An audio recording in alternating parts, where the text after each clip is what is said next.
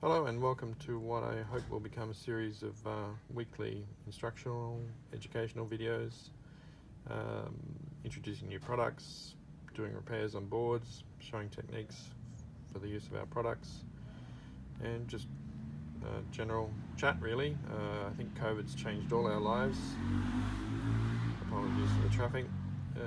In my life, it's made me slow down a little, obviously, like the rest of us, and reorganize, reshuffle. This is something I've been wanting to do for quite a while. I haven't had the gear nor the time to do it.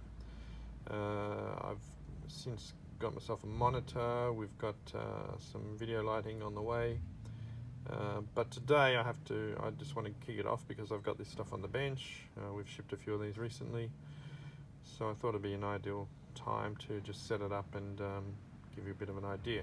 But the thing is, we always get requests for E61s, and the question is, can you fit one of your shot timers to an E61 machine?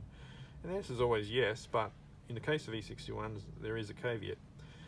You'll find that most machines either switch line voltage 240, 120, 230 through the lever switch, which is fine.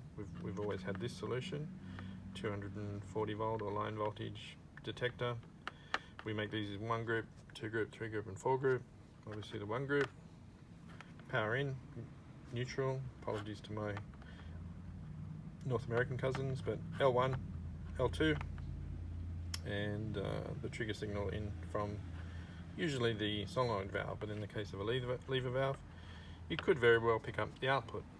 Now the problem with that is that output drives the pump. So unless you're happy with the shot timer activating every time the autofill kicks in, not ideal. You might be able to accept it, but it's not ideal.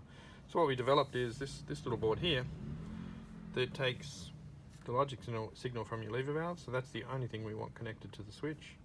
It's actually a ground, and it's a signal to our shot timer, and obviously power for the shot timer. So little red LED, you can see it's powered up. The shot timer's gone to sleep while I've been getting myself organized. But if I go to pull a shot, you'll notice a little green LED lights up, and it also activates the pump. Now we're driving the pump through a 2 amp tried and trusted solid state relay on the board, and that would just get wired in parallel with the autofill. Release the lever switch, shot timer stops, dims as well. This is the new series that I put into production last September, October, and they've been selling quite well actually. And the lever switch drives the board in turn drives the pump. So you simply need to pick up L1, L2 from the machine, and then we switch L2 out to the pump. Now you might find that L1 is switched to the pump. That's fine, just swap the red and the blue at our board and it'll work fine.